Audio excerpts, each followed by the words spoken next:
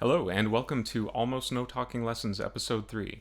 In this lesson, we're going to be tackling a personal favorite of mine, The 16 Men of Tain by Allan Holdsworth, which is the title track off of his 2000 release of the same name.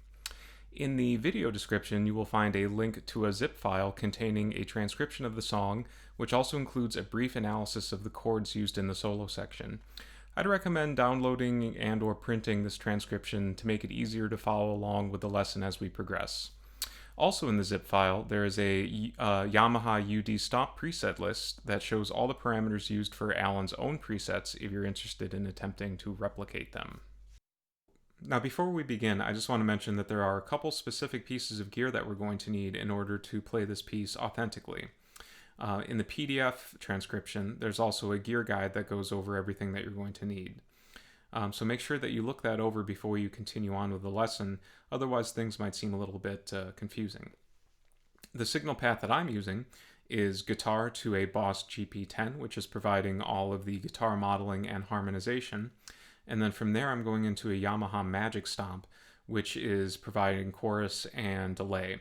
And actually I'm using one of Allan's own presets for that. And then from there it's going out into stereo to a Universal Audio Apollo Twin, and then I'm recording that into Logic. There's no additional EQing or signal processing going on. It's just going straight into the interface. Alright, so let's get into the lesson. First we're going to be covering sections A, B, and C. Notice that the C section is pretty much the same as the A section, but with some additional improvisational fills thrown in. The chord fingerings are not, at least by Holdsworth standards, particularly difficult, so the only thing that we really need to take note of is the time signature changes from 3/4 to 4/4 in sections A and C. The B section stays in 4/4. If you're using a guitar modeler, refer to tuning number 1 as detailed in the PDF. Otherwise, if you're using a harmonizer pedal, set the interval up a perfect fifth or +7 semitones, and then set the wet-dry mix to a place that gives you the desired balance. The tempo is around 198 to 200 BPM, and as with all examples in this lesson, I'll be playing these sections first at full tempo and then once again slower.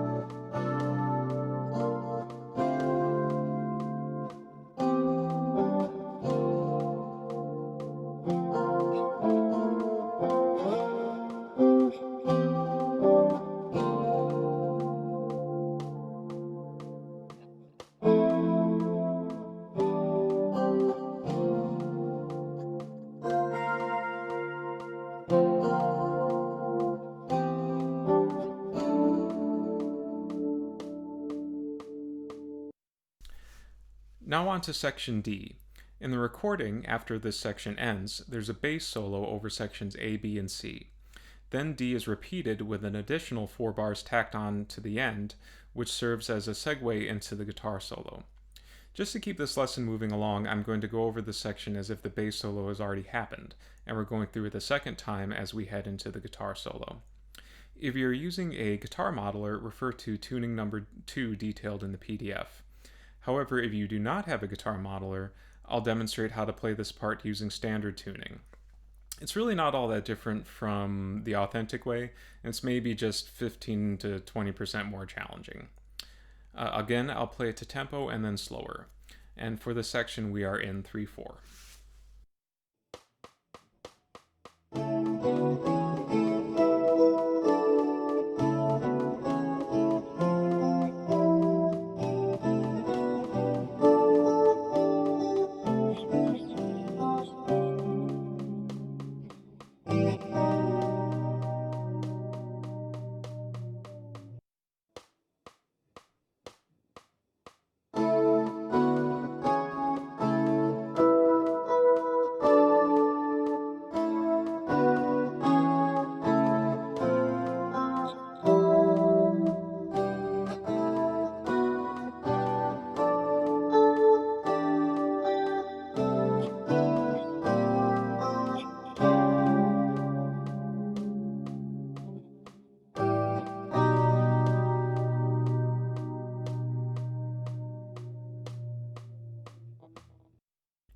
And now section D in standard tuning.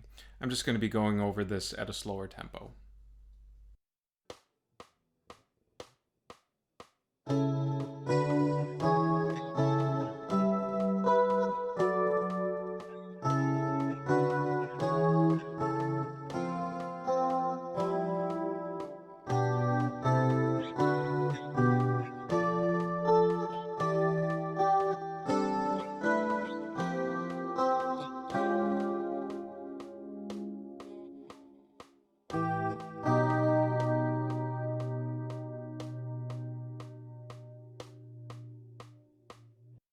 This brings us to section E, the guitar solo. The form of the solo section is pretty long, so for the interest of time I won't be covering it in this lesson. And also, perhaps most crucially, I don't know how to play Allan's solo because I do not have good legato technique. Anyway, the chords used for the solo section are pretty interesting, however, so if you do want to learn about how they are constructed and what scales to use to improvise over them, consult the solo section analysis in the PDF download.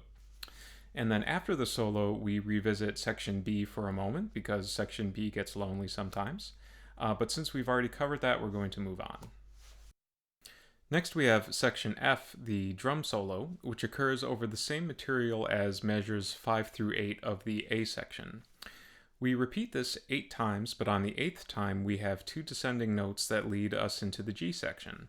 And with the exception of the last 2 bars, the G section is essentially the B section but down a whole step. We're back to tuning number 1 on the guitar modeler, or up a perfect fifth with a harmonizer pedal. Let's check it out.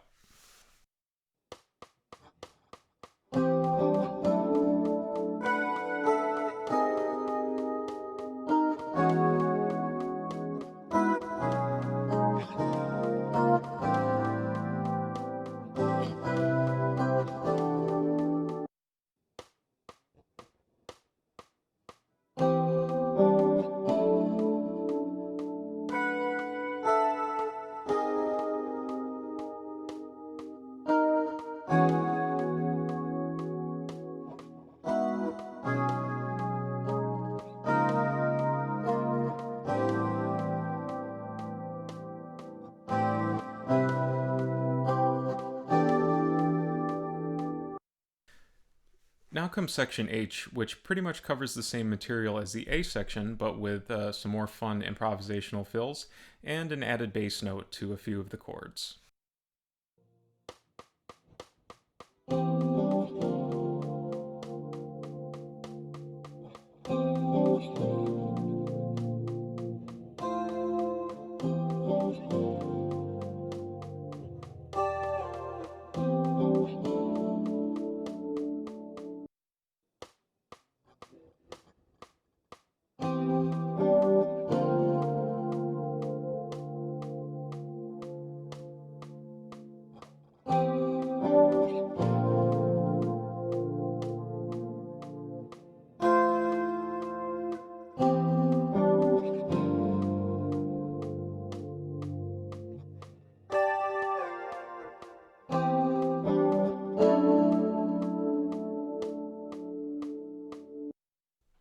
And finally, we've reached the end, section I.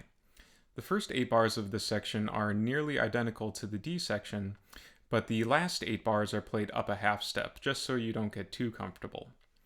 And just like the D section, we're on tuning number 2 if you're using a guitar modeler, but for all of you non-modeler users out there, I'll demonstrate the fingerings in standard tuning.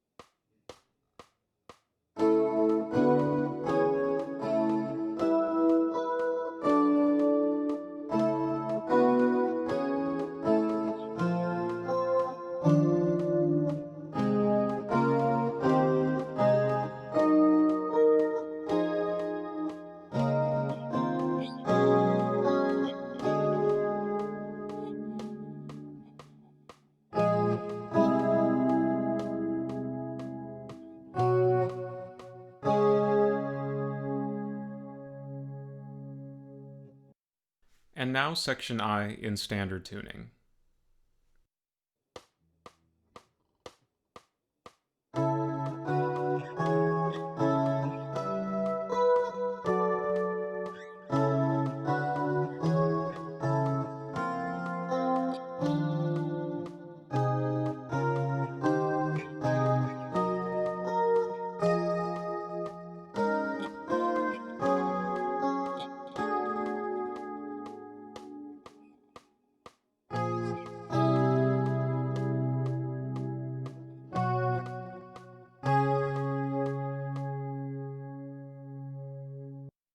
Alright, so that about does it. We've covered all of the different sections of the 16 Men of Tain.